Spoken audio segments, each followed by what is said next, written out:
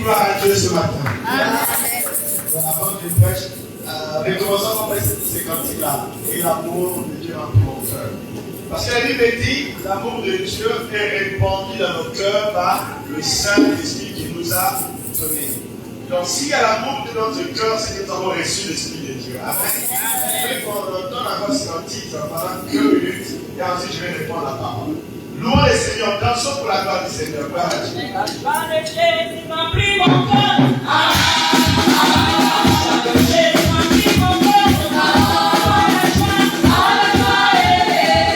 Yeah.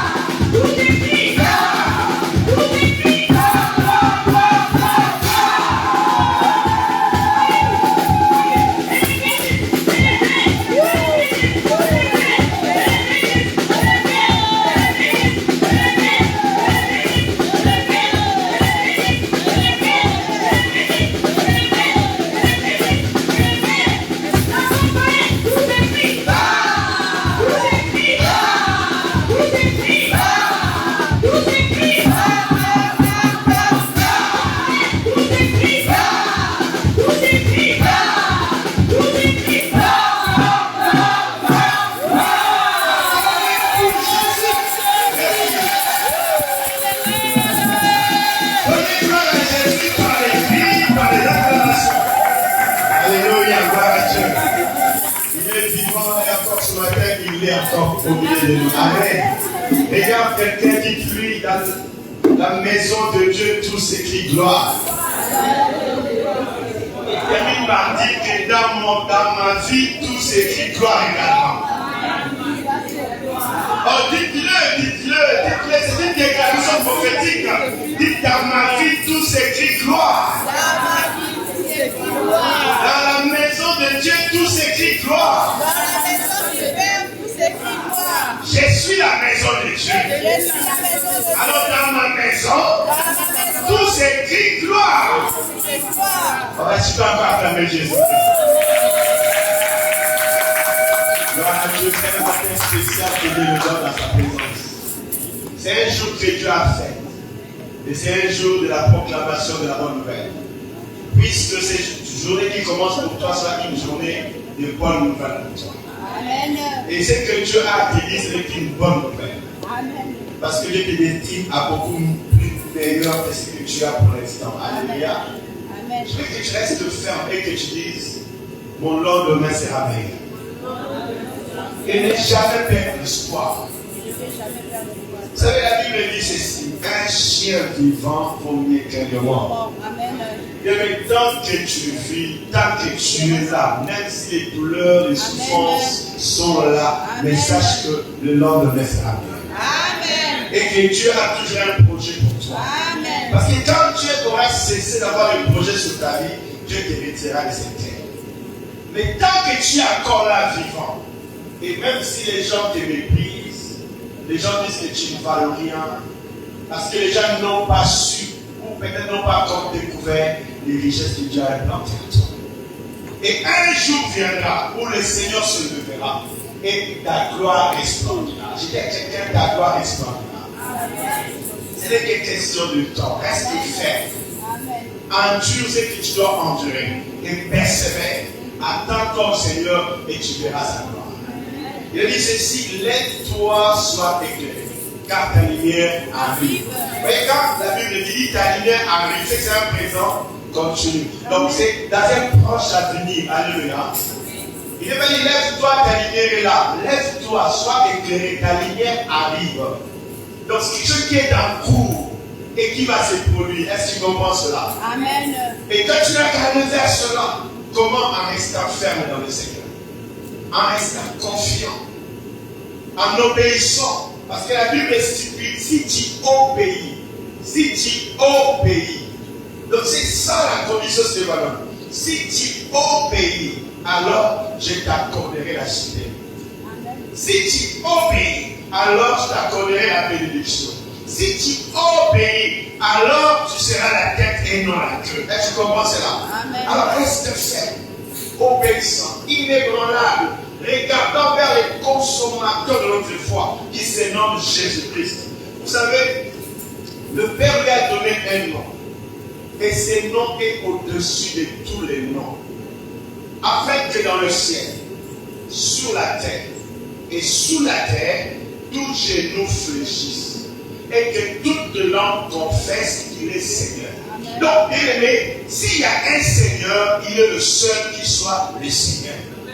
Voilà pourquoi, comme les gens veulent se faire appeler Seigneur, lui, on a nommé Seigneur et Seigneur. Donc, ça veut dire que tous ceux qui peuvent s'élever, tous ceux qui peuvent se prétendre, ne pourront jamais l'égaler. Il restera toujours au-dessus d'eux et leurs genoux à eux fléchiront devant lui. Amen.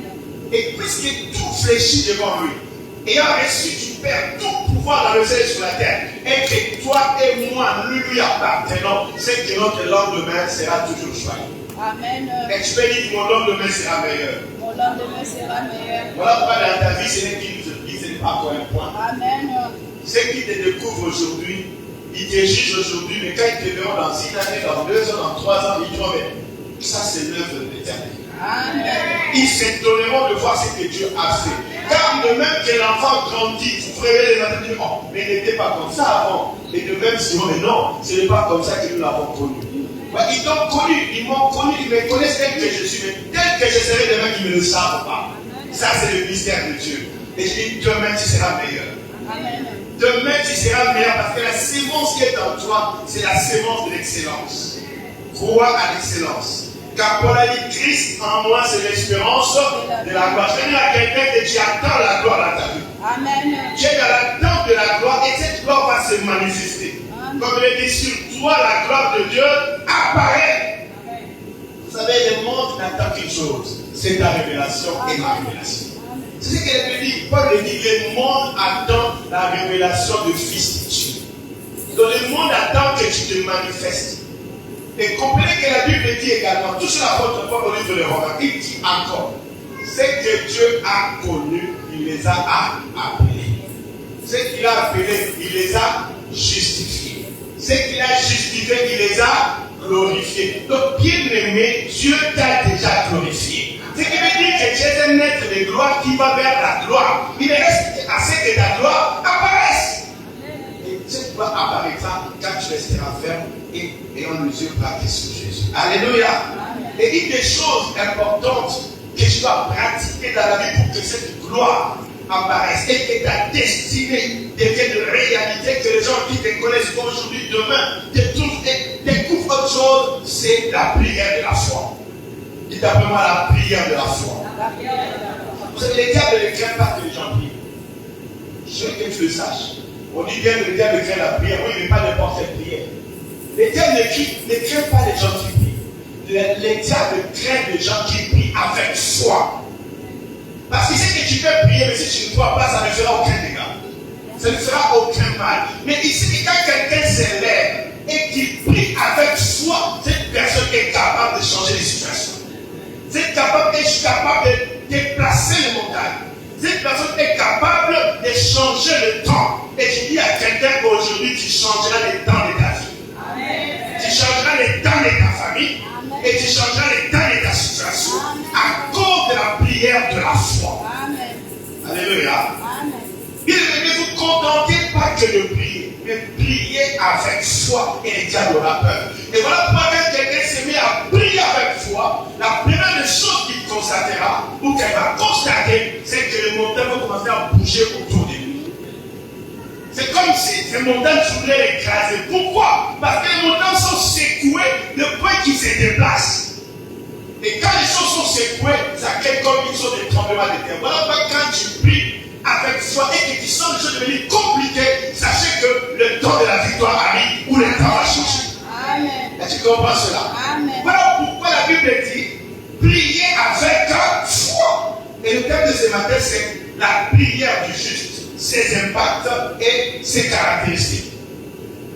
Nous allons lire dans la vie d'un homme de Dieu qui fut capable de changer les situations. Donc là, je dis à quelqu'un, je déclare et je prophétise que ta prière changera la situation de ta vie. Amen. La situation de ta famille, la situation de ta maison. Amen.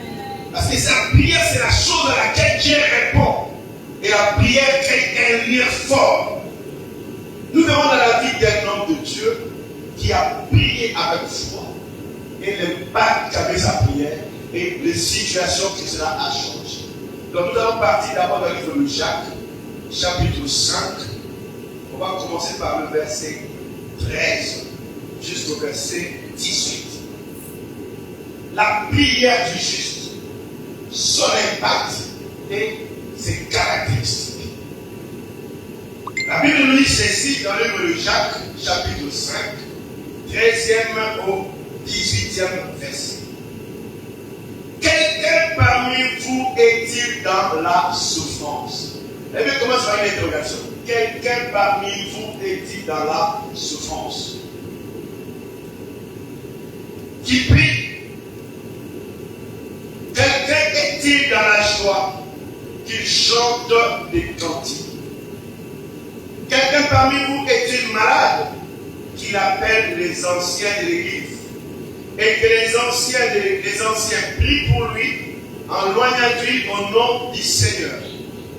La prière de la foi sauvera le malade, et le Seigneur le relèvera. Et s'il a commis le péché, il lui sera pardonné. Parole du Seigneur. Je m'arrête d'abord là pour revenir un peu. C'est ce que la Bible dit au début du verset 15. Il dit, quelqu'un est dans la souffrance. Dites après moi la souffrance. Vous savez, sur la terre, il y a tout un tas de diverses souffrances auxquelles les gens sont soumis. Et la souffrance est la cause de beaucoup de gens qui rejettent Dieu. Ou je dirais c'est la cause de beaucoup de rejets des gens éprouvent vis-à-vis de Dieu. En se disant, mais pourquoi la souffrance? Pourquoi mon état est pareil? Pourquoi telle chose m'arrive alors que je prétends et je dis que je crois en Dieu? Mais ici la Bible dit, s'il y a souffrance, nous connaissons tous l'origine des souffrances. La souffrance plutôt, c'est le péché causé par Adam et Ève qui a entraîné l'univers dans la rébellion et loin de Dieu. Et qui a eu comme conséquence tout ce que nous connaissons aujourd'hui comme souffrance sous toutes ses formes. Mais la Bible stipule de manière claire la réponse de Dieu à la personne qui souffre, c'est que la personne prie et demande son secours. Alléluia. Maintenant, vous bien aimé, que la souffrance ne soit pas une raison pour toi de t'éloigner de Dieu. Que la souffrance ne soit pas une raison pour dire que Dieu n'est jamais avec moi ou que Dieu ne pourra rien faire pour moi. Au contraire, que la souffrance soit un mobile qui te pousse dans la prière. Est-ce que tu me comprends? Est-ce que tu m'écoutes ce matin? Amen. Quelqu'un parmi vous est-il dans la souffrance? Que ce soit une souffrance morale, une souffrance physique, une souffrance mentale, ou que vous souffrez dans votre chair. Quand vous êtes exposé à la souffrance, l'arme que vous devez utiliser pour vous en sortir, c'est la prière. Dites à la personne à côté de vous la prière. La prière.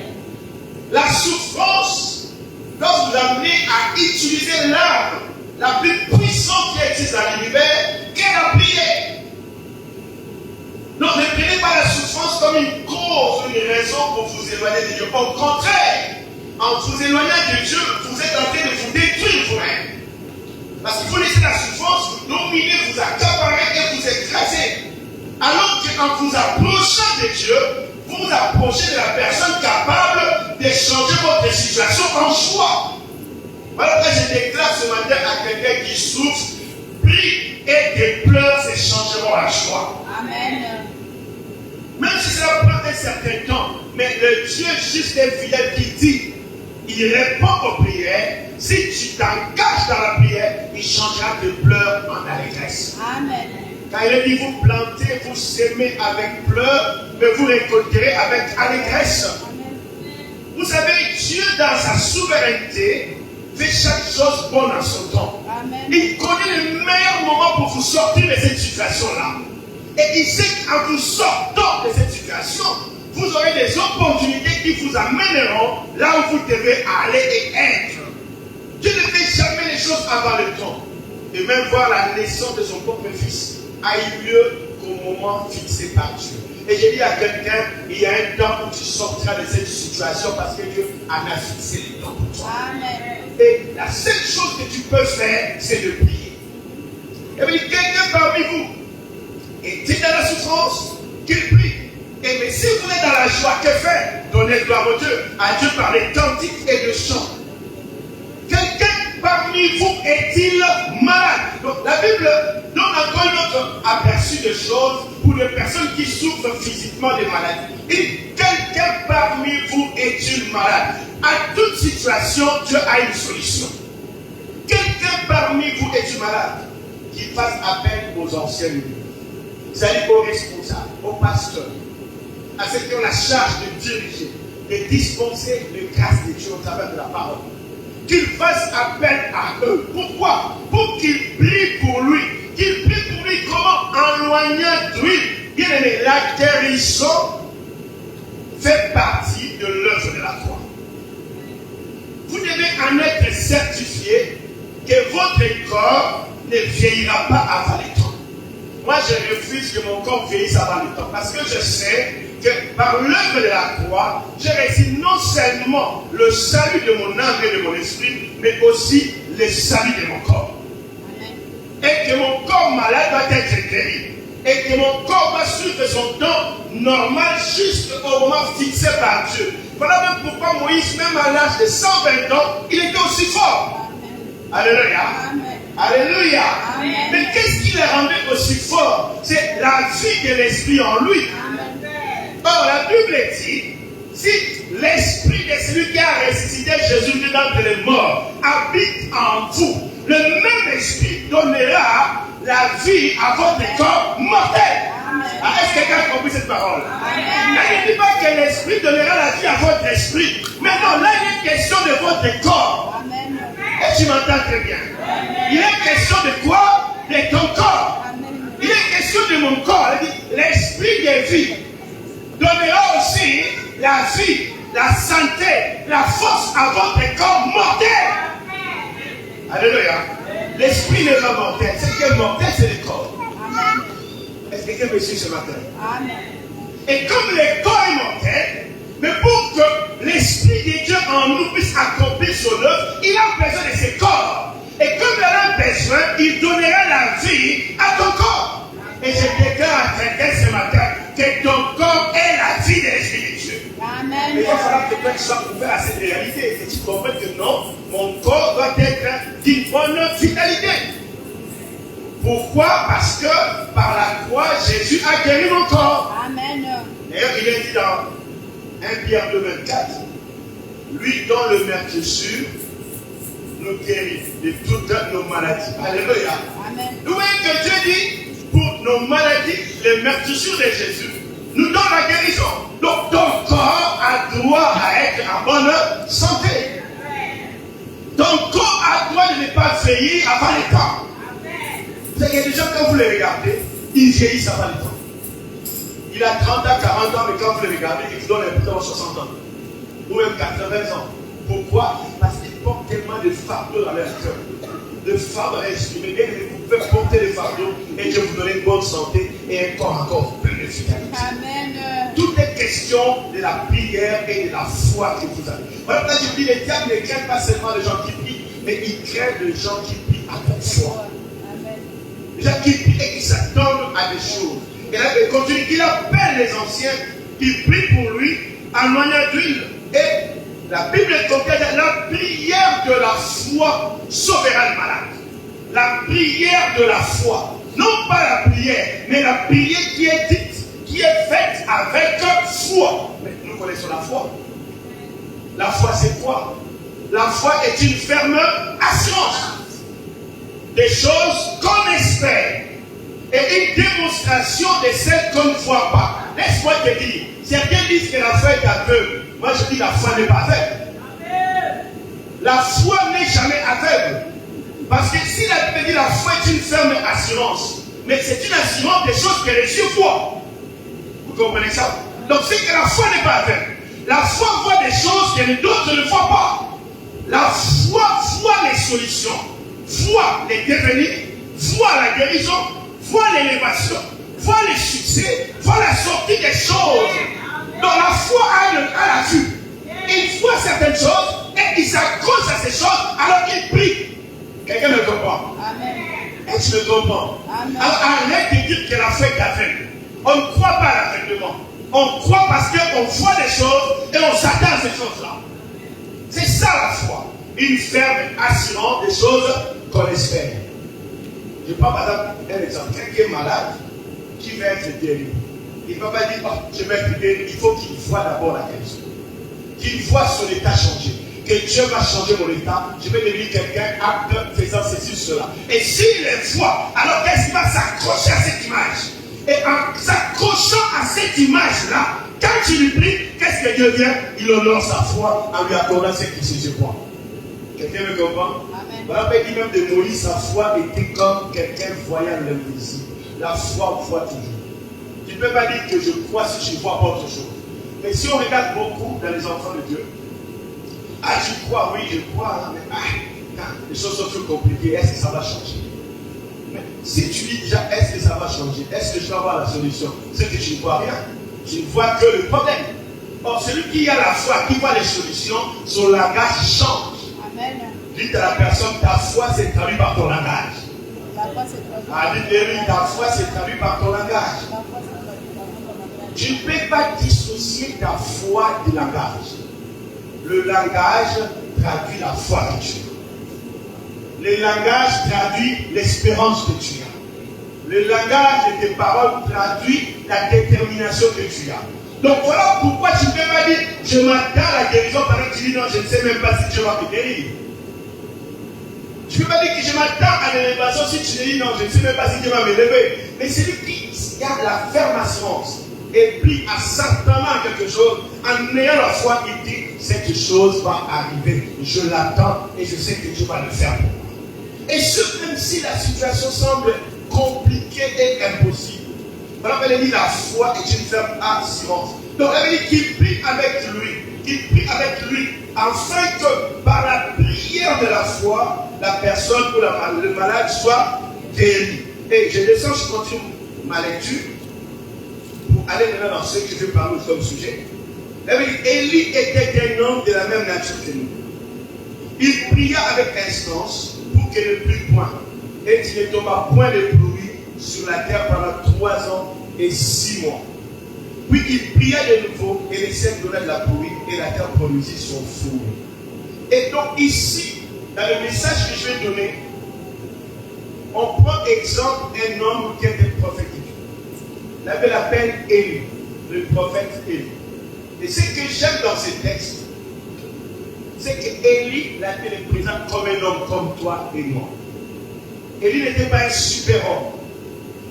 Élie n'était pas un homme extraordinaire. Il était un homme ordinaire, ayant le même faiblesse, le même penchant du corps comme toi et moi. Un homme qui mangeait comme toi et moi.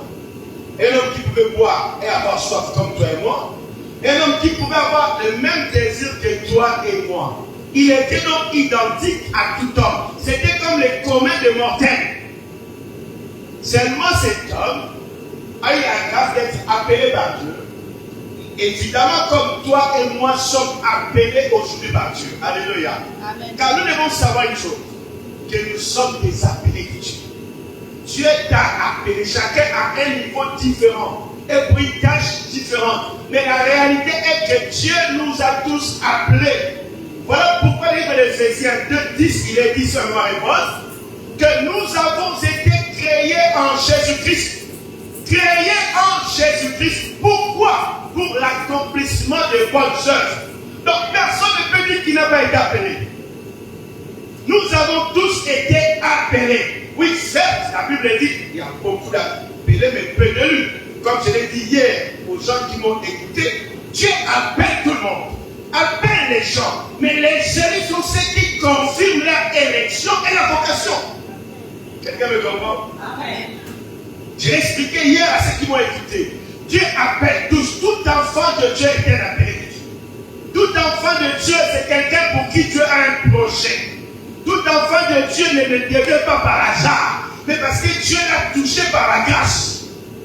Quelqu'un me suit ce matin? Amen. Donc tout enfant de Dieu, qui qu'il soit, où qu'il soit, c'est un appelé de Dieu. Chacun a un niveau particulier.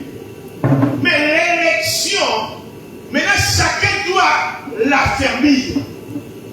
Et je l'ai expliqué hier.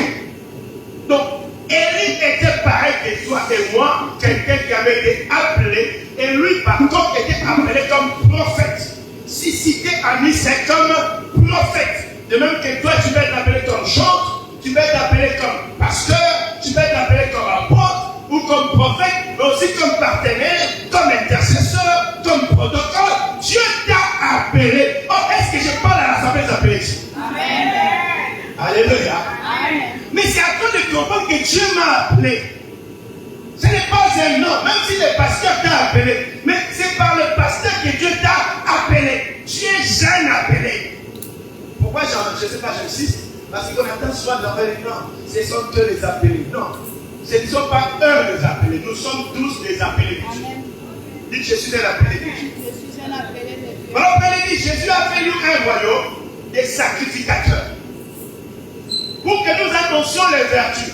Il a fait de nous, pas des pasteurs. Il a fait de nous, nous qui l'église, nous qui les corps. Nous sommes un royaume des sacrificateurs. Qui est sacrificateur? Non seulement les pasteurs, mais chaque enfant de Dieu à un certain niveau, c'est un sacrificateur. Est-ce que tu comprends ce matin? Amen. Je pensais que quelqu'un allait me donner un amen à cela. Amen. Parce que je viens de dire que tu es un sacrificateur. Pourquoi est-ce que tu es un sacrificateur? Parce que tu offres le sacrifice. Tu comprendras ça par la suite. Chaque enfant de Dieu offre de sacrifice à Dieu, que Dieu te bénisse. Parce que tu es sacrificateur de l'Éternel aussi. Amen. Et il faut comprendre les choses. Chaque enfant de Dieu était dans un certain niveau sacrificateur. Parce qu'il est appelé à offrir des sacrifices. Et des sacrifices, pour les dire si clairs et si simples, sont offerts au moment des prières et des services que tu fasses et que tu rends à Dieu. Quelqu'un m'a compris? Alors que la personne que toi, je suis un sacrificateur aussi. Alléluia. Amen. Je suis un sacrificateur, je te méprise pour rien. Il a fait de nous un royaume de sacrificateurs. Donc, Élie était un homme de la même nature que toi et moi. Mais quand on lit la vie de cet homme, on voit que c'est un homme qui s'est considéré comme étant injuste. Je ne dis pas injuste, comme étant injuste. Une personne qui était juste. Et non seulement qu'il était juste, mais qui s'est considéré également comme étant un homme pouvant changer les situations. Parce qu'il était appelé par Dieu. Vous savez, tout est question de se voir et de la manière dont on se considère. Ayant accepté Jésus. Parce que moi, je sais une chose. Ayant accepté Jésus-Christ, je suis assis avec Christ dans le lieu céleste sur son trône. Et que toute autorité m'est également soumise. Parce que la bénédiction Dieu l'a déployé en Jésus-Christ en le faisant asseoir sur le trône. Et il a donné cette grande puissance, cette grande autorité à l'église qui est son corps. Amen. Et que toi et moi faisions partie du corps de Christ. Et voilà pourquoi Élie a été appelé, se sentant attaché à Dieu, il s'est considéré comme étant injuste. Mais à ce qui te concerne et le concerne, la Bible dit ceci. Ce que Dieu a appelé, qu'est-ce que Dieu a fait de lui? Je l'ai dit au début, qu'est-ce que Dieu a fait de toi? Dieu t'a justifié. Dites, je suis injuste.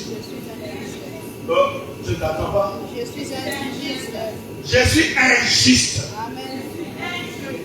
Je ne parle pas injuste, je dis injuste. Alléluia. Tu es injuste. Pourquoi est-ce que tu dois te considérer comme étant injuste? C'est parce que la Bible dit, c'est par le sang de Jésus-Christ que nous avons été rachetés. Amen. Bien-aimé, ni t'étais le sang de Jésus, aucun de nous ne serait juste devant Dieu. Amen. Parce que nous tous ont péché et sont privés de la gloire de Dieu. Mais le sang de Jésus est venu nous racheter, est venu nous sauver et nous donner la capacité de nous tenir devant le Père et dire Abba Père. Amen. Et que le Père dit, mon fils, je t'écoute. Qu'est-ce qui se passe? Qu'est-ce que tu as besoin? Amen. Est-ce que le comprends? Et vous remarquerez que Élie se considère comme tel. Qu'est-ce qu'il faisait? Elle me dit, un roi 17, il s'est présenté devant Akab et a dit à Akab, l'Éternel devant qui je me tiens. Donc Élie prétendait être la personne qui se tenait devant l'Éternel. Et je vais dire à quelqu'un ce matin, de même que Élie avait le privilège de se tenir devant l'Éternel, toi et moi avons le même privilège de nous tenir devant le roi des rois. Et le diable le sait que je peux me tenir là devant le roi. Parce que dans notre esprit, nous sommes déjà assis à la droite du roi. Il nous a ressuscités. Et il nous a fait asseoir où? Dans le lieu céleste, à la droite du Père. Je dis à quelqu'un, bien aimé, ta place n'est pas sur la terre. Ta place est à la fois dans le ciel et sur la terre, à la droite du Père. Ne pense pas que tu es seul. Tout est maintenant question de la manière dont tu te considères et tu te vois. Si tu te vois un faible, tu te vois un injuste, tu te vois un délaissé, un abandonné, alors tu seras pareil. Amen. Et le diable va se jouer de toi. Mais si tu te considères comme étant le fils du roi des rois, justifié par le sang de Jésus, capable de se tenir à la droite du Père et de réclamer des choses avec foi et de les voir arriver, alors le diable aura peur de toi. Amen. Alléluia. Amen. Il y a des personnes qui font peur au diable. Dès que le diable le croise, dès qu'il le voit, le diable a peur. Il dit, c'est pas la personne qui cause des dégâts dans mon royaume. que tu es de ces personnes-là. Amen. Mais seulement tu ne te reconnais pas. Parce que tu ne te mets pas dans tes dispositions chrétiennes. Voilà pourquoi je te parle aujourd'hui de la prière du juste. Et je vais te montrer que tu es avant tout un juste. Parce que Jésus nous a rachetés. Alors ne minimise pas tes prières. Parce que tu peux te tenir devant Dieu. Tu peux te tenir devant le Père, créateur des cieux et de la terre. Tu peux te tenir devant le roi des rois. Et tu peux lui parler librement et t'attendre à ce qu'il fasse des choses. Amen. Élie était un homme de la même nature que nous, mais quand tu le fais, il a d'abord vu qu'il était capable de se tenir devant Dieu. Et il est venu parler à Akab. L'Éternel devant qui je me tiens est vivant. Est-ce d'abord tu crois que ton Dieu est vivant? Amen. C'est ça que Paul dit, l'Éternel devant qui je me tiens est vivant. Est-ce que ton Dieu est vivant? Amen. Tu crois que le Dieu de cette assemblée est vivant? Amen. Tu crois que le Dieu que tu pries est vivant? Amen. Tu crois que l'Éternel que nous prions est vivant? Amen. Alors tu dois te tenir avec foi et fermeté. Amen. Il dit, l'Éternel devant qui je me tiens est vivant. Donc la première conception de lui, c'est que son Dieu était vivant. Les justes doivent crier que leur Dieu est vivant. Même il ne cesse pas, même devant la diversité, crie que ton Dieu est vivant. Même devant la maladie, devant les obstacles, devant les ennemis, crie que ton Dieu est vivant. Il ne faut pas se dire, est-ce que ce Dieu va intervenir? Oh, ce problème me dépasse. Non, le problème est là, mais mon Dieu est vivant. Le principal s'est levé. Vous savez, Jean va tellement bien parler, dit, mon Rédempteur est vivant et il s'élèvera le dernier. Donc je l'ai dit encore à quelqu'un, Dieu s'élèvera dans ta vie. Amen. Amen. Dans ta famille, dans ta situation, dans ton foyer, je déclare et je décrète que l'Éternel s'élèvera. Amen. C'est lui qui a le dernier mot. Voilà pourquoi on l'appelle l'alpha et l'oméga. Il n'est pas seulement l'alpha, ça serait compliqué parce que le temps est long et les choses changent. S'il n'était que l'alpha, les choses allaient changer et nous allons rester dans le désarroi. Mais il est l'alpha et il est l'oméga. Pour dire que même pendant qu'il s'est levé et qu'après son élévation, les choses ont voulu changer, il se relèvera pour dire c'est maintenant la fin. Mon temps est arrivé, je change les choses pour toi. Maintenant, tu dois croire et demeurer ferme. Et il dit, l'Éternel devant qui je me tiens est vivant. Et quand il dit, il ne pleuvra pas ici à Israël, sinon à ma parole. Sinon à ma parole. Vous savez, je vous dis une vérité. Cette initiative ne venait pas de Dieu. Cette initiative-là, que la pluie ne tombe pas sur Israël, ne venait pas de Dieu. Ne venait pas de Dieu. Venait d'Élie. Dieu n'avait pas parlé à Élie pour qu'Élie aille chez Akab et dise, Akab, il ne tombera pas depuis 3 ans. C'est Élie lui-même. C'est dit non, ça m'est trop. Israël cloche de deux côtés. Israël ne sait plus qui est le vrai Dieu. Israël sert de Baal et Israël sert Astarté. Et d'autres encore, ils disent servir l'Éternel. Or, Dieu, on ne le sert pas avec un autre Dieu. Donc, Israël est dans la confusion. Dites après moi la confusion. La confusion. Il dit non, il faut que cette situation s'arrête. Cette situation change. Et c'est là où on voit la prière du juste comment est-ce qu'elle opère. Élie a pris le temps de prier et d'être assuré auprès de Dieu. Et quand il a eu la certitude, il se présente à lui-même. Il dit, je te l'ai dit. Voilà pourquoi Élie n'a pas dit à la parole de Dieu, il dit à ma parole. Ah, je dis, tu ne sais pas la priorité, le privilège que Dieu te donne en tant que fils du roi des rois. Amen. Élie a dit à ma parole. Lisez bien 1 Roi 17, verset 1. Il dit à Akab, lui le Tishbite, il apparaît et dit, écoute-moi Akab. L'Éternel, le Dieu devant qui moi je me tiens, est vivant. Et je te l'ai dit, ici en Israël, il ne pleuvra pas pendant 3 ans et demi. Pour qu'il pleuve, il faut que moi je le dise. Ah, bien aimé. Les petites personnes, c'est ça que je veux dire. Amen. Pour te dire que la prière du juste est capable de changer une situation qui apparemment ne pouvait pas changer. Et tu me saisis à ta tête. Amen. Si tu te considères comme étant juste en Dieu, vous savez, les premiers souvent c'est quoi? Quand tu te présentes devant Dieu, tu te présentes devant Dieu avec tes capacités. ou avec tes bonnes œuvres. Je fais ceci, Seigneur, je fais cela, je mérite ceci, je mérite cela. Bien, on ne se présente pas devant Dieu avec nos mérites. On se présente devant Dieu avec les mérites de la croix. Amen. Car le mérite de la croix pèse aussi lourd que tout autre mérite. Amen. Est-ce que quelqu'un m'a saisi ce matin? Amen.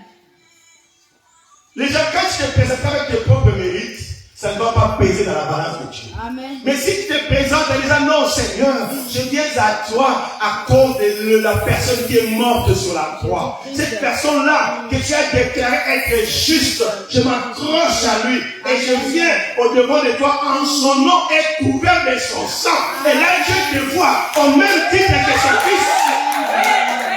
Alléluia. Et il te donne la même attention que son fils. Et il t'écoute de la même manière que son fils. Amen. Et il te met au même pied d'égalité que son fils. Amen.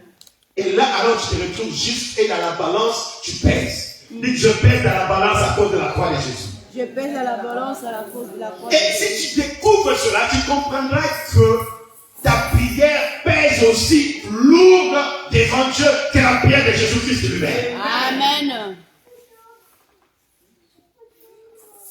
Je veux que tu comprennes que l'impact premier de la prière du juste, c'est que cette prière est capable, par sa propre volonté, de changer les situations. Amen. Élie, je vous montrerai quelles sont les caractéristiques importantes de cette prière.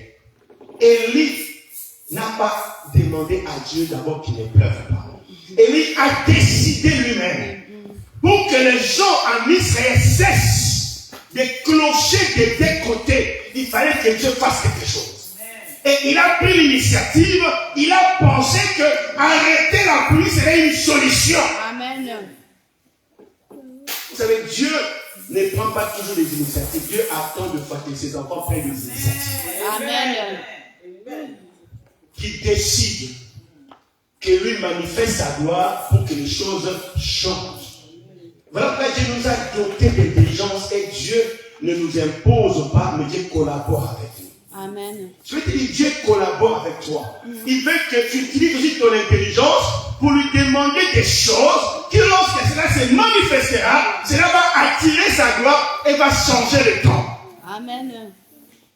Élisée dit, à ma parole, je dis bien aimé, en tant que l'Église et en tant que juste, nous avons le pouvoir d'arrêter le temps. Amen. Les gens pensent que tout pouvoir est dans le ciel. Je vais vous choquer ce matin. Tout pouvoir n'est plus dans le ciel. Tout pouvoir est sur la terre. C'est les gens qui détiennent le tout pouvoir. Et tout pouvoir se trouve entre tes mains. Jésus a reçu du Père tout pouvoir. Mais Jésus a légué ce tout pouvoir à l'Église. Amen. Voilà pourquoi Jésus a dit à l'Église, c'est que vous allez arrêter sur la terre. Moi, je vais l'arrêter dans le ciel. C'est que vous allez ouvrir dans le sur la terre. Moi, je vais l'ouvrir dans le ciel. Donc, celui qui a la clé du tout pouvoir, ce n'est plus Jésus assis sur le trône, mais Jésus l'a donné à l'Église. Ah, les mecs, tu n'as pas compris cela. C'est toi et moi qui avons tout pouvoir en Jésus-Christ. Parce que nous sommes en lui et que nous sommes son corps, nous sommes son prolongement. Amen. Et le diable, sachant cela que petit, il essaie de nous distraire. Amen. Il a dit les clés du royaume, je les donne à qui? Il a dit à Pierre d'abord et il a dit à l'église. Je te donne les clés du royaume. Et vous devez comprendre aussi que même les clés de pardon, Dieu l'a donné à l'église. Il dit, celui à qui vous pardonnerez, moi je fais quoi? Je pardonne. Celui à qui vous refusez les pardons, je fais quoi? Je refuse aussi les pardons. Il faut comprendre les Écritures. Le tout pouvoir de Dieu est entre les mains de l'église. Amen. Et l'église doit exercer le pouvoir parce que Dieu a déclaré l'église comme étant un peuple juste. Amen. Pourquoi je dis que l'impact d'un juste dans sa prière, c'est qu'il peut changer les situations. Et je décrète ce matin, je proclame que toute situation dans ta vie, tu vas les changer au nom de Jésus. Même si dans le monde des ténèbres, cela va être arrêté, que ça ne peut pas changer. Moi, aujourd'hui, avec la clé, je viens ouvrir cette porte. Et je décrète, et je déclare, et ta prière va changer cette situation de Jésus. Parce c'est question de pouvoir. S'ils ont le pouvoir, nous avons le tout pouvoir. Parce que, écoutez, quand les apôtres allaient prêcher, qu'est-ce qu'il a dit? Jésus était avec eux et il les accompagnait. Amen. L'église, mon bien-aimé, ma bien-aimée, laisse-moi te dire, le Seigneur t'accompagne. Amen. Le Seigneur m'accompagne. Amen. Nous ne sommes pas seuls. Même si là, on a trébuché et que ça n'a pas marché, n'abandonnons pas. Continuons de croire et d'avancer. Parce que les deux pouvoirs finiront par se manifester. Amen. Élie a mis du temps avant de se présenter devant Akab. Et quand le jour où il s'est présenté, il était sûr que tout pouvoir était avec lui. Amen. Oh, je t'ai dit, je ne t'abandonnerai point et je ne te délaisserai point. Soyez assurés que peu importe, même si les fleuves te submergent, bien aimé, tu ne seras jamais totalement submergé. La tête sera toujours dehors. Pourquoi? Parce qu'il a dit les fleuves ne te submergeront pas. Pourquoi? Parce qu'il est là avec toi. Amen. Alléluia. Amen. Alors, ne sois pas distrait. Et il a dit non, il ne pleuvra pas à ma parole. Donc, ce qui veut dire ceci. Il faut que tu prennes des décisions de changer les choses. Il faut que tu prennes des initiatives de voir les choses changer. Et prier en ce sens-là. Déclarer en ce sens-là. Et te tenir ferme dans cette direction-là. Et tu me comprends? Amen. Non, ça va changer. Je ne serai pas toujours la personne dont on se moque. Mon Dieu est vivant. Et comme il est vivant, il doit changer ma situation. Je refuse cet état. Je fais l'état qui m'attend là. Et je cours vers cela. Je m'attends à Dieu pour que ça arrive.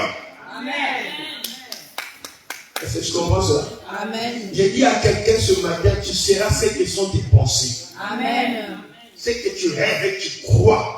Ta prière est capable de l'amener à l'existence. Amen. Dieu est capable par ta prière de changer les choses. Même des choses qui ne t'étaient pas destinées. Dieu peut les amener à toi. Parce que tu es un juste qui a le pouvoir de se tenir et de décider que les choses changent. Amen. Il y a la personne qui décide que les choses changent. Amen. Crois que tu es un juste. Amen. Et que ta prière est puissante. Pourquoi tu clames ta faiblesse? Pourquoi tu clames ton incapacité? Dieu sait que tu étais capable. Dieu sait que tu étais faible. Mais ça ne l'a pas empêché de t'appeler. Amen. Ça ne l'a pas empêché de te choisir. Amen. Ça ne l'a pas empêché de te consacrer. Amen. Ça ne l'a pas empêché de te glorifier. Amen. Parce qu'il sait que c'est lui qui parle ou c'est lui qui comble tes faiblesses. Amen. Voilà pourquoi, compris dans mes faiblesses, je me complète à la force de Dieu. Amen. Je déclare et je confesse que tu es fort. Amen. Et en tant que juste, l'impact de ta prière, c'est qu'elle peut changer les situations. Amen. C'est ça l'impact de la prière du juste. Il était un homme de la même nature que lui. Mais il a changé de situation en Israël. Vous lirez ça dans 1 Roi 18. C'est là où ce texte est déclaré. 1 Roi chapitre 18. Vous verrez bien l'histoire. Il a dit, allons au mont Carmel. Akab, Jézabel, appelez-moi vos 450 prophètes des Baal et les 400 prophètes d'Astarté. Rencontrons-nous au mont Carmel. Et on saura qui est Dieu en Israël. Est-ce Baal, Astarté ou l'Éternel, le Dieu d'Abraham? Il y était décidé. Et tu le sais ce matin. Amen. Ta prière a un impact. Amen. Ta prière peut changer les choses. Je te dis, tout est possible d'arriver dans ta maison si tu te lèves et tu te dis, je suis injuste et cette chose va changer. Amen. D'ailleurs, Jésus l'a dit, si vous avez la foi comme un grain de sénévé, vous direz à cette montagne, oh, toi t'es là et jette-toi dans la mer. Si vous ne doutez pas dans votre cœur, qu'est-ce qui va arriver? C'est que vous dites pas ce produit. Mais les problèmes souvent, c'est quoi? Les gens prient sans croire. Les gens prient sans savoir qui sont-ils. Les gens prient parce que c'est l'habitude, parce que le pasteur a appelé les gens à la prière. Parce qu'on doit prier. Non, tu ne pries pas parce qu'on t'a appelé à la prière. Tu ne pries pas parce qu'on a dit qu'il faut prier. Tu pries parce que tu sais que tu veux changer les choses. Est-ce que tu as compris? Amen. Ah non, tu n'as pas compris. Si tu avais compris, donner un grand amen. Tu ne pries pas parce que moi je t'ai dit de venir prier. Tu ne pries pas parce qu'on donne un programme de prière. Mais tu pries parce que tu as décidé que les choses changent. Amen. Et tu comprends cela? Amen. Si tu pries parce que tu as pris la décision que les choses changent, ton engagement dans la prière va être différent. Amen. Ton attente à la prière va être différente. Et les résultats seront aussi différents. Amen. Et si tu pries parce qu'elle a dit allons prier, parce que le pasteur dit le pasteur va me sanctionner, bien aimé, tes prières seront inefficaces. Ça ne sera pas la prière du juste. Ce sera la prière d'une personne qui a peur, qui prie par contrainte. Et tu comprends ce que je veux dire? Amen. Et tu comprends ce que je veux dire? Amen. Mais la prière du juste a une grande efficacité parce qu'un juste sait qui il est. Un juste sait ce qu'il a décidé de voir. Amen. Et la prière des personnes a de l'impact pour changer les choses. Vous savez, Élie à lui seul, il a changé la situation politique d'Israël. Moi, je vous dis une chose. Une seule personne qui est juste, qui craint Dieu, qui sait qui il est, qui se tient dans la prière devant Dieu de manière continue et qui s'attend aussi longtemps qu'il faut, il peut changer toute une vie pour Jésus. Voilà comment je déclare que cette vie, nous allons la gagner pour Jésus. Amen. Cette région, nous allons la gagner pour Jésus. Nous avons un tel impact, les gens vont se dire, mais d'où sont sortis ces gens-là? Et je crois que Dieu va nous distinguer. Les temps vont arriver. Je les déclare. Nous, on parlera de moi, on parlera de toi. On parlera de notre Église, on parlera de notre Jésus. Parce que je me tiens et je m'attends à cela. Amen. C'est quelque chose que je décide. Pourquoi? Parce que je veux que la gloire de Dieu apparaisse. Amen. Alléluia. Amen. Décide. Et considère-toi comme étant un juste. Arrête de regarder tes faiblesses. Arrête de les regarder. Laisse à Dieu tes faiblesses. Amen. Toi, regarde la croix. Amen. Il a dit, à ma parole, il ne plaira pas. Et qu'est-ce qui s'est passé? Dieu s'est soumis à la décision de Élie. Dieu a arrêté le ciel pendant 3 ans et demi. Mais écoutez, Élie avait dit, il ne plaira que si moi je le dis. Mais comme il avait déterminé la période, Dieu, quand 3 ans et demi a sonné, Dieu est venu maintenant parler à Élie. Il dit, Élie, maintenant va te présenter à nouveau devant Akab. Dieu me dit une chose. Quand quelqu'un s'est compté comme juste par l'œuvre de la croix et prend des décisions de chercher pour que les choses changent, Dieu se soumet à sa décision. Amen.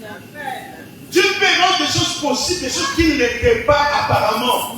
Voilà pourquoi je te dis ceci, tu peux arriver aussi loin que tu le désires si tu apprends à rester et à prier avec fermeté. Amen.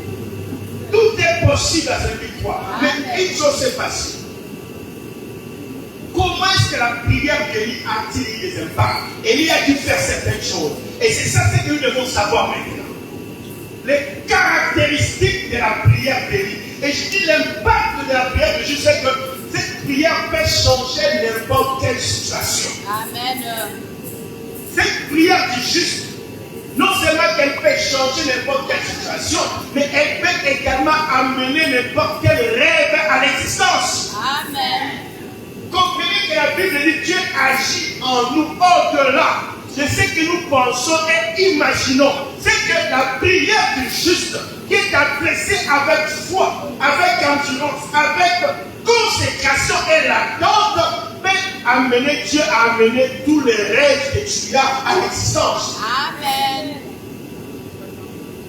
Pourquoi est-ce que la Bible dit ce sont des choses que l'œil n'a pas vues et que les choses l'oreille n'a pas entendues et des choses qui ne sont pas comme montées dans le cœur de l'homme, mais que Dieu a gardé pour l'éternité afin de ce qui hérite le salut.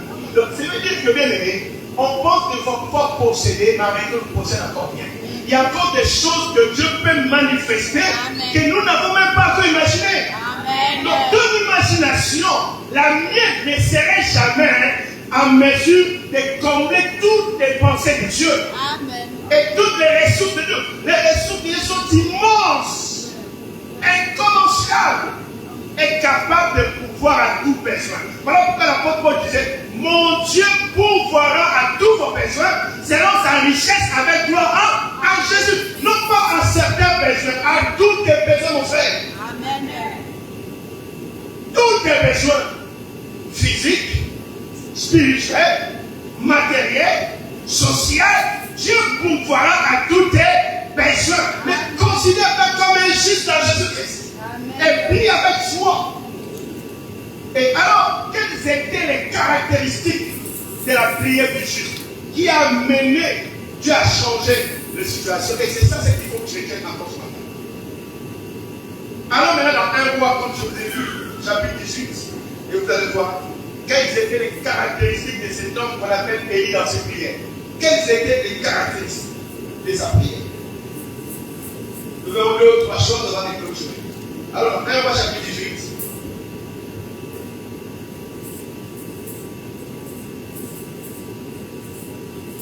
Roi 18, verset 31 et verset 36 à 38.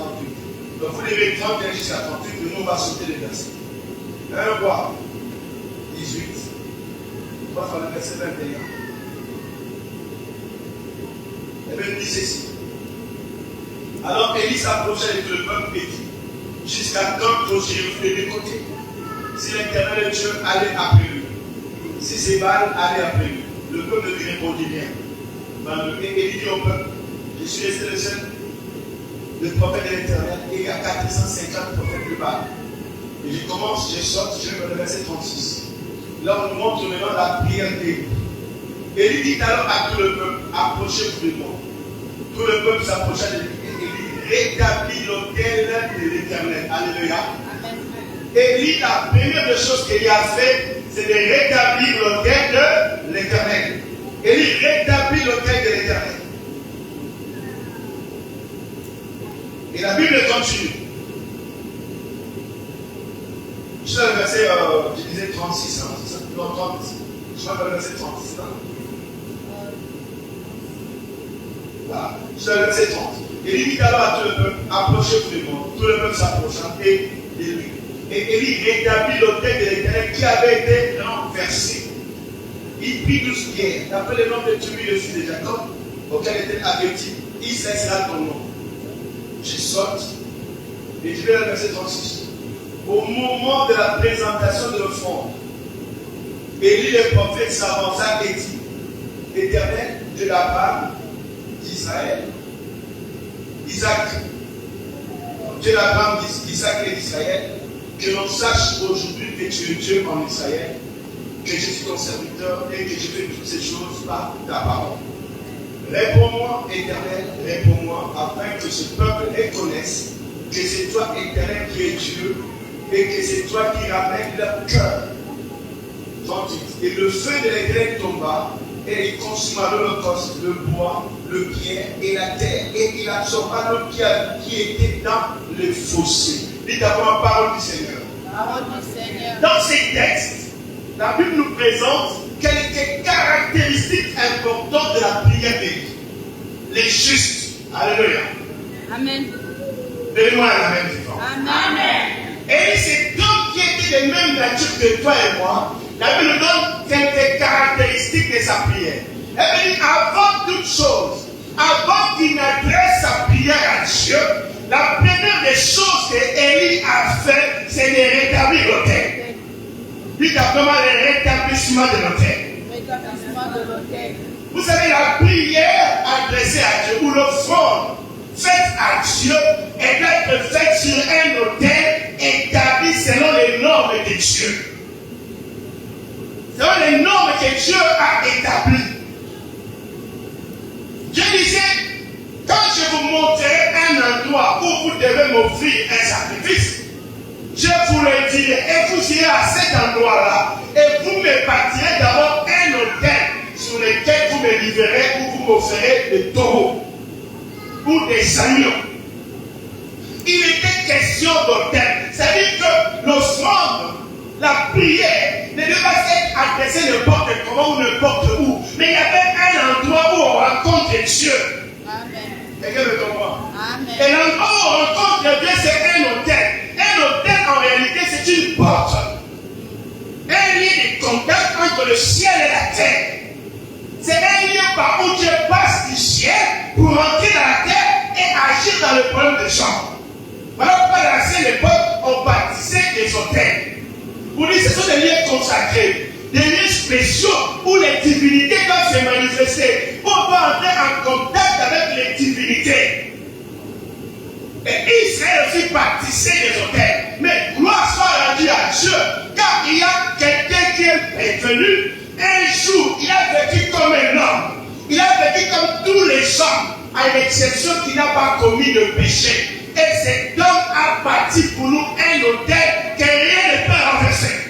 Et cet homme s'appelle Jésus-Christ. Et bien, il a été cloué à la croix, là où il a bâti un hôtel, un endroit où les gens peuvent aller à la rencontre de Dieu. Voilà pourquoi il a dit ceci. Nul ne peut venir à Dieu s'il ne passe par Jésus-Christ. Parce que Jésus est l'hôtel où les gens doivent aller à la rencontre de Dieu. Les seuls, l'unique et le véritable hôtel qui surplante tous les autres hôtels. Voilà pourquoi dans le monde, on peut bâtir un hôtel contre toi. Dans ta famille, on peut bâtir un hôtel contre toi. Dans ton quartier, dans ton village, peu importe les hôtels qui peuvent ériger, l'hôtel de Jésus-Christ les écrira toujours. Parce que l'hôtel de Jésus-Christ est bâti par Dieu lui-même. Amen. Et ce qu'Élie a fait en premier, c'est qu'il a rétabli l'hôtel. Et la première des choses est pour que ta prière ait de l'impact et que ta prière ait toutes les caractéristiques qu'il faut que tu rétablisses l'hôtel de ta vie. Amen. Alléluia. Amen. Il faut que tu rétablisses l'hôtel de ta vie. Et l'hôtel de ta vie, c'est ta relation avec Dieu. Amen. Vous savez, Dieu n'habite pas dans de maisons faites de médans, mais il habite dans les corps qu'il a rachetés lui-même. Donc, en d'autres termes, je veux dire que c'est toi qui es l'hôtel de Dieu d'abord. Mais pour que tu adresses des prières qui peuvent changer les choses, les prières de juste, il faut que ton hôtel dans ton cœur soit rétabli. Qu'est-ce qu'il a dit? Il faut que Jésus-Christ soit établi roi, soit établi Seigneur, soit établi le maître de ta vie. Voilà pourquoi il a dit ceci. Vous avez été rachetés à un grand prix. Glorifiez donc Dieu dans vos membres, comme explicable à Dieu. Bien donc, corps est l'hôtel de Dieu, où les offrandes doivent sortir de ta bouche. Mais il faut que ton hôtel soit bien bâti. Il faut que ton hôtel soit rétabli. Comment? En étant dans la parole de Dieu. Tu dois être assis dans la parole. Et tu le comprends ce matin. Amen. Il faut que tu sois assis dans la parole. Et tu comprendras ça dans Jean 15. Jésus disait ceci. Si donc vous demeurez à moi et que mes paroles demeurent en vous, demandez ce que vous voulez. Le Père va vous l'accorder. Pourquoi? Parce que vous êtes l'autel établi sur la parole. Amen. Rétablissez l'autel de votre cœur. Il y a la personne à côté de toi. Rétablis l'autel que tu as ta vie. Et donner à Jésus sa place dans ta vie. La Bible dit votre corps est le temple du Saint-Esprit. Votre corps, ton corps, mon bien-aimé, ton corps, ton âme, ton esprit est le temple du Saint-Esprit. Rétablis Dieu dans ta vie en premier. Laissez Jésus devenir ton seul Seigneur et Sauveur. Laissez Jésus régner dans ta vie. Abandonne la mauvaise vie. Quelqu'un me comprend? Alléluia. Oh, donnez-moi la main. Amen. Quand les questions de l'hôtel, tu dis c'est pas vrai. Mais tu es injuste, non? Et en tant que juste, tu dois maintenant apprécier les prières qui changent les choses, non? Amen. Mais comment est-ce que Dieu pourra commencer à changer les choses si toi-même tu ne te tiens pas dans l'autel et tu ne disposes pas l'autel? Parce que la prière doit venir de l'autel, doit être offerte dans l'autel. L'offrande doit être offerte dans l'autel. Et l'autel c'est toi. Voilà pourquoi l'apôtre Paul disait dans Romains chapitre 12, il dit offrez donc à Dieu vos membres comme un sacrifice vivant. On peut t'appeler comme un sacrifice vivant. Alléluia. Amen. Toi, tes sont les membres de vol, mais tu dis, ah, je prie. Donc les membres sont les membres, et c'est quoi? Ah, j'ai pris. Mais il faut d'abord commencer par rétablir l'autel, en redonnant à Dieu les sacrifices de ton corps. Amen. Dites après moi les sacrifices de mon corps. Les sacrifices de mon corps. Permet à rétablir l'autel. Permet à rétablir l'autel. Donc il faut que Jésus règne dans ta vie. Il faut que Jésus devienne le maître de ta vie. Vous savez, la Bible, vous priez beaucoup, vous ne recevez pas. Parce que vous demandez mal. Pourquoi? Parce que vous êtes déjà plein de convoitises. Or, la convoitise est l'œuvre de la chair. Amen. Quelqu'un va tomber dedans. Commence par rétablir ton autel. Dites à la personne, commence par rétablir ton autel. Dites-le lui à nouveau. Alléluia. Amen.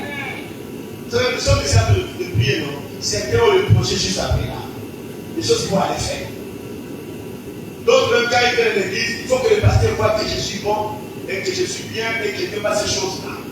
Mais Dieu verrait. Mais Dieu voit que quand tu pars, tu fais autre chose. Amen.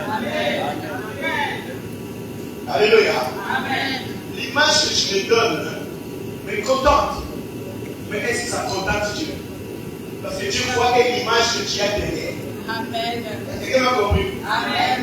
Alléluia. Amen. Quand tu es ici, tu t'habilles bien. Mais quand tu sors d'ici, tous tes cuisses sont toujours exposées. Et même plus que tes cuisses. Et quand tu es là-bas, quand tu mets tes trucs là, alléluia. C'est comme ça que les gens font, n'est-ce pas? Et en plus, quand vous le faites, vous le mettez où? Tout le monde le voit. On ne sait même plus quoi mettre et quoi ne pas mettre. Amen. Quelqu'un me comprend? Amen. Je sais te parler d'un âge coulé. Mais tu sais tout mettre. Rétablis d'abord ton pour que ta prière soit la prière du juste. Et que les caractéristiques qui répondent et que les chants. Pas les fois tu pries, et nous ne voyons rien. Parce que nos prières sont des prières qui sont faites non pas par foi, mais par crainte. Et comme ça, il y a beaucoup de femmes. Ce que l'on se met dans beaucoup. Si je ne viens pas m'aider, je vais mourir. J'ai déjà mort avant de mourir. Pourquoi? Parce que je ne rétablis pas l'autel. Alléluia. Amen. Il y a des gens qui pensent être vivants avec les autres Japon. Ils sont morts, non pas parce qu'ils ne vivent plus, mais ils sont morts parce qu'ils ne sont pas en Christ Jésus. La prière du juste, c'est la prière qui est faite en Christ Jésus. Et une prière qui est précédée de l'établissement de l'autel. Alors maintenant que tu as compris que tu dois d'abord rétablir l'autel, alors maintenant, quelle est la première des caractéristiques de la prière du juste qui change? Écoutez la prière de lui. Élie, quand il s'est présenté devant Dieu, la première des choses que Élie cherchait, c'était la gloire de Dieu. Dites simplement la gloire de Dieu. Les caractéristiques du prière des justes qui a de l'impact est que c'est une prière qui recherche avant tout la gloire de Dieu. Mais toi, quand tu vas prier, de qui est-ce que tu recherches la gloire? Et il a dit ceci dans sa prière. J'aimerais que tu lises cela.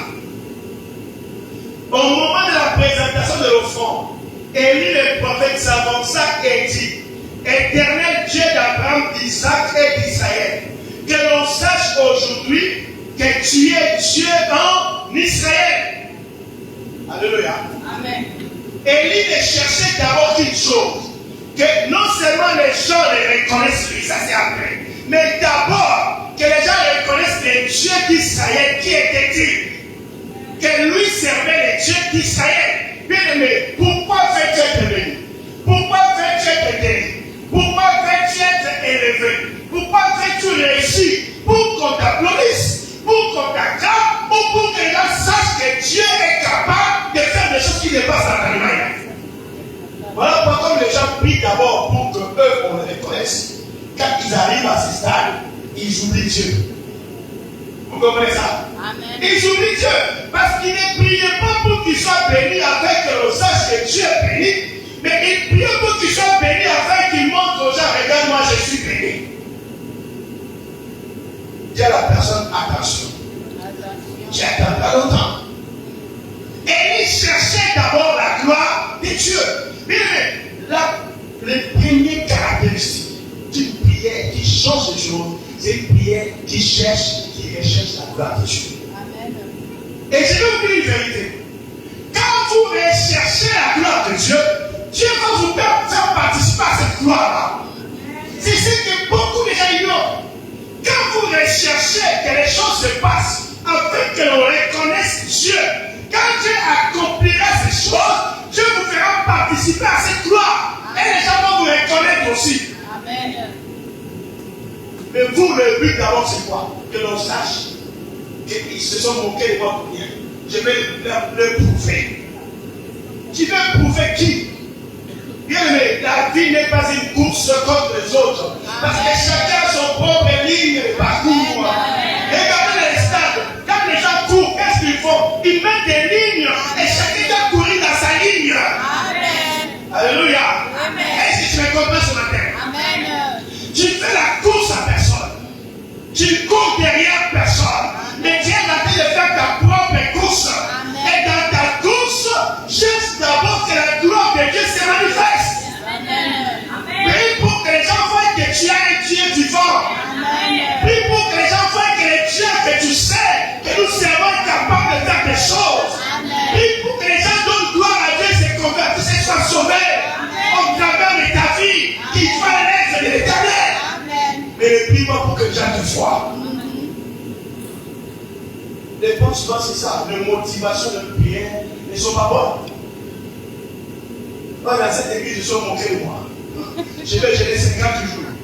Tu géreras 50 jours, tu en sortiras encore pire qu'avant.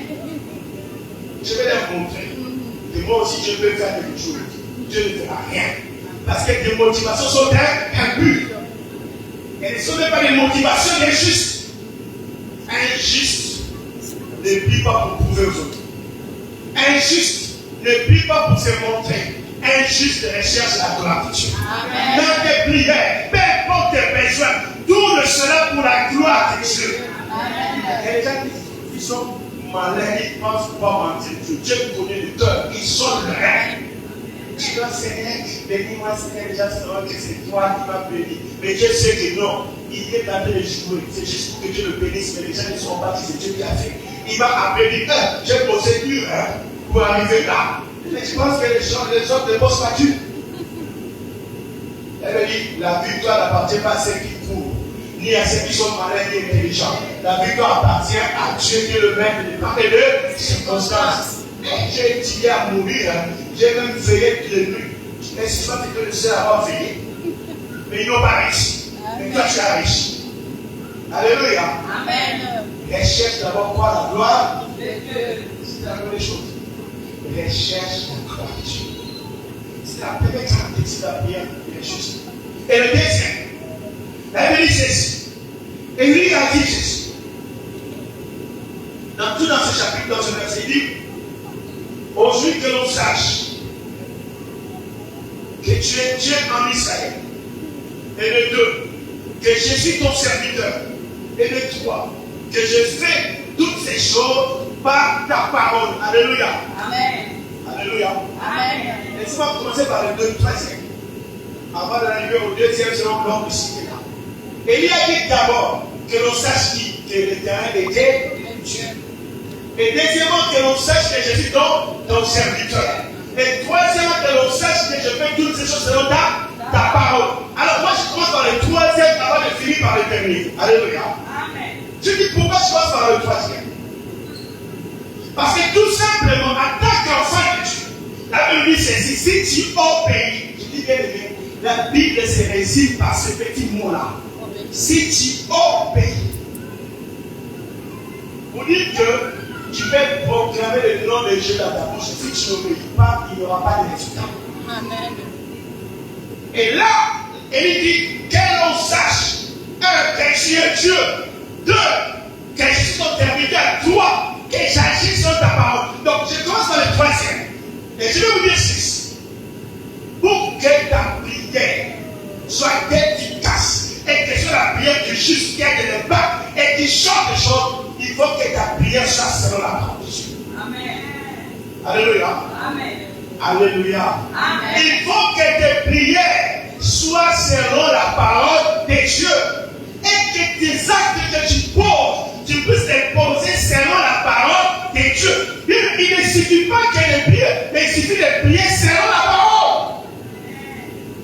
Alléluia. Amen. Est-ce que quelqu'un saisit? Amen. Beaucoup de gens prient pour prier, mais ils ne prient pas sur la parole. Qu'est-ce que la parole dit à propos de cette situation-là? Vous savez, si vous savez ce que dit la parole à propos d'une situation, vous prierez en fonction de cette parole-là. Voilà pourquoi il a dit que je fais toutes ces choses suivant ta parole. Bien-aimés, n'agissez pas selon votre propre choix, mais agissez sur la parole de Dieu. Vous savez, nous avons la pensée de Christ. Et deuxième caractéristique, c'est que la prière doit être faite selon la parole de Dieu.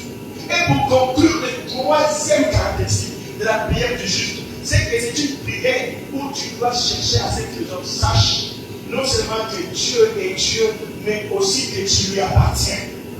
Et que c'est toi qui le sais. Et que tu fais partie de son peuple.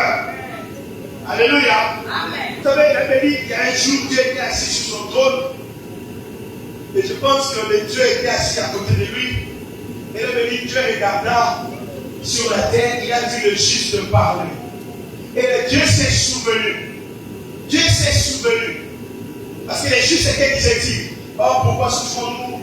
Pourquoi ces malheurs? Pourquoi tous ces problèmes? Alors que nous servons Dieu.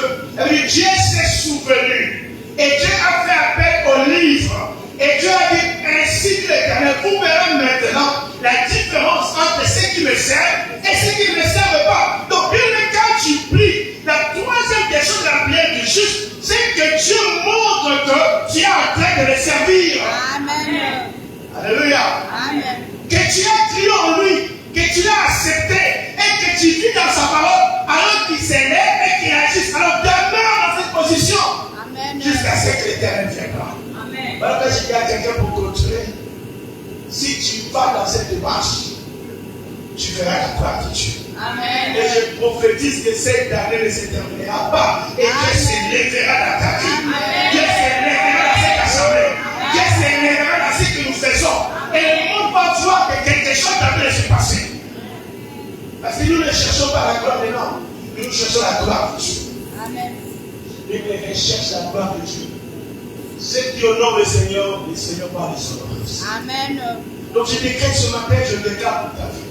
Tu es capable de tout changer. Amen. Et tu vas tout changer. Amen. Quand tu sors ce matin et tu rentres chez toi, dis pas je rentre chez moi et je vais tout changer. Amen. Parce que Dieu m'a donné le pouvoir. Amen. Je vais tout changer. Parce que je vais rechercher la gloire de Dieu. Amen. Je vais tout changer. Parce que j'ai envie de savoir que je sers le Dieu vivant. Amen. Je vais tout changer. Parce que je marche dans la parole de Dieu. Amen. Et Jésus a dit ceci. Tous ceux qui se confient en moi ne seront jamais confus. Et je décrète et je déclare que tu ne seras jamais confus. Amen. Que l'ennemi s'élève à gauche, qui s'élève à droite, qui tomberont sous ton pouvoir. Parce que toi et moi, nous resterons debout. Parce que le Seigneur est avec nous. Et que nous invoquons l'Éternel des armées. Jésus-Christ est vivant. Et il a décidé de te faire du bien. Il a décidé de nous faire du bien. Il a décidé de nous bénir. À nous de nous tenir, de croire et d'avancer. Amen. Je dis à quelqu'un, avance. Amen. Je dis encore, avance. Amen. Et je termine encore, avance. Amen. Donc tu ne vas pas donner un amen qu'il faut. Je dis à quelqu'un, avance. Je dis à quelqu'un, avance. Je dis à quelqu'un, avance. Et je dis encore, avance. N'abandonne pas. Tiens-toi debout. Tiens-toi ferme. Même si les combats s'élèvent, tiens-toi ferme. La victoire au bout du dîner. Oh, j'ai compris par ce verset qui me revient. Et c'est grand indice. Je suis l'Éternel ton Dieu. Je viens à ton secours. Je te soutiens par ma main triomphante. Regarde ni à gauche, ni à droite. Je suis avec toi. Je t'ai quelqu'un. Dieu est avec toi. Dieu est avec nous. Il nous soutient par sa main triomphante. N'aie pas peur. Ne rougis pas. Ne regarde pas à gauche. Ne regarde pas à droite. L'Éternel Dieu combattant pour toi. L'Éternel Dieu combattant pour toi. Jésus-Christ combattant pour toi. Et tu as compris ça ce matin. Et tu as compris ça ce matin. Et tu as compris ça ce matin. Et tu as compris ça ce matin. Qui a été l'Éternel combattant pour moi? Qui a été l'Éternel combattant pour moi? L'Éternel combattant pour moi. Je ne vais pas regarder à gauche. Je ne vais pas regarder à droite. Je reste fixé sur la croix. Dans la prière. Dans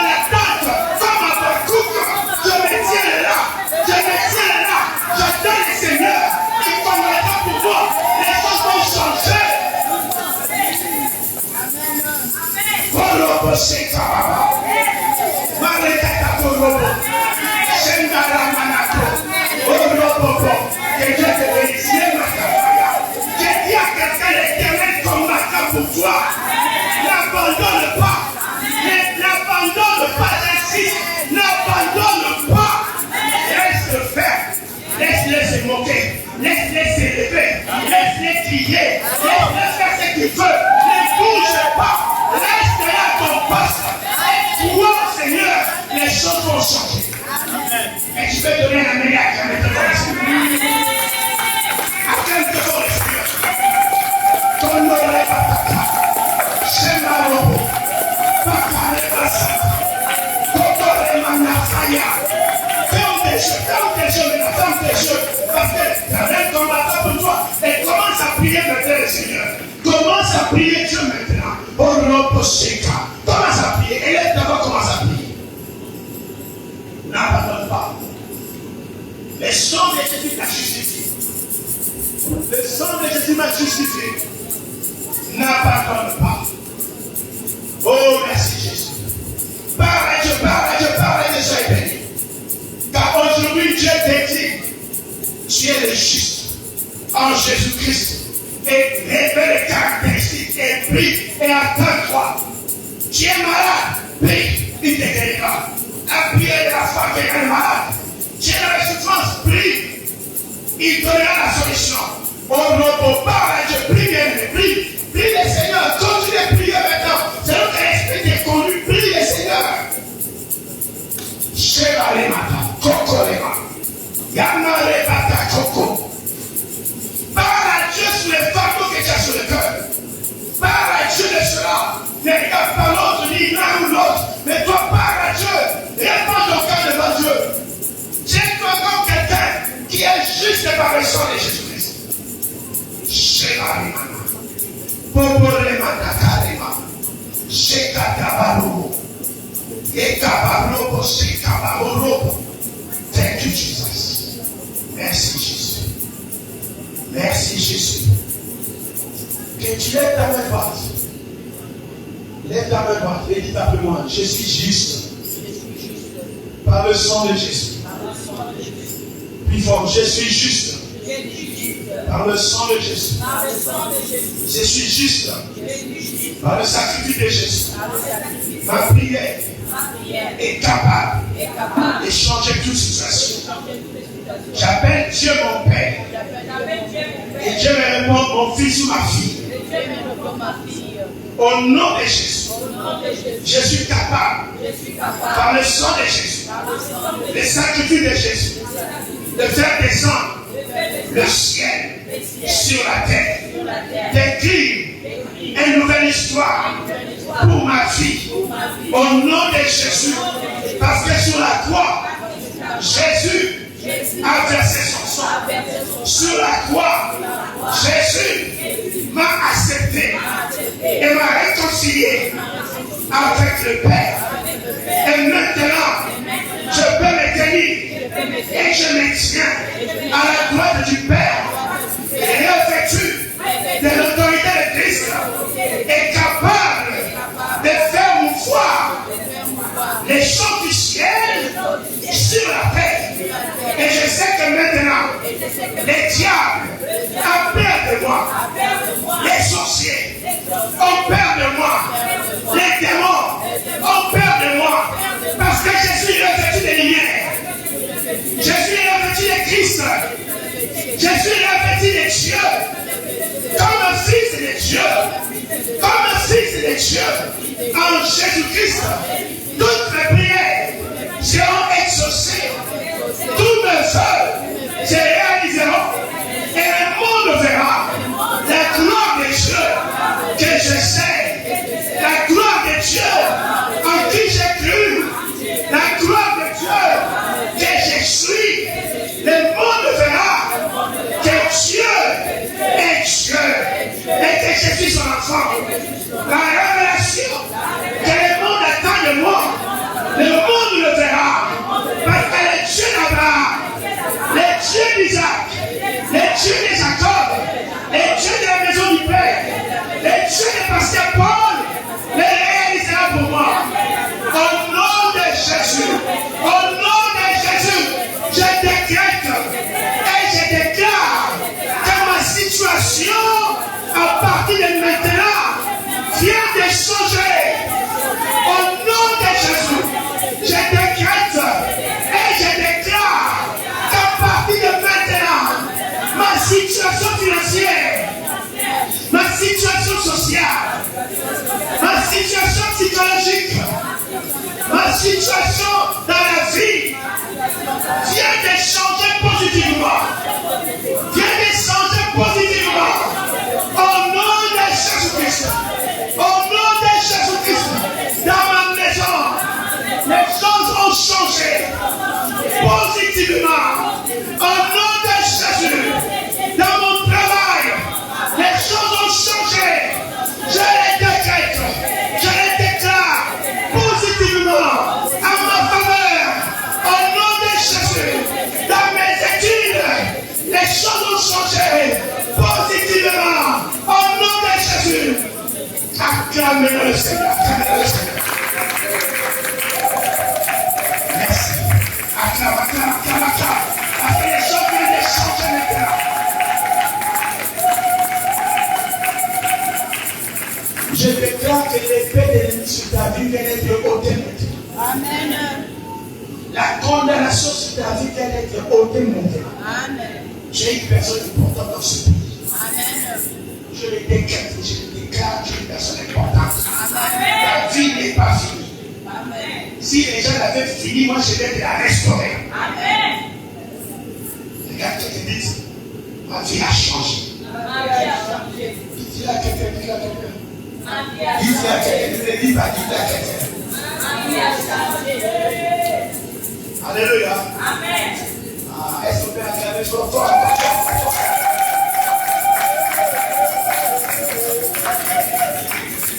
Je vais juste te dire que la prière est efficace. Amen. Prie seulement selon la règle et tu fais. Que Dieu vous bénisse. Est-ce que tu peux servir quelqu'un?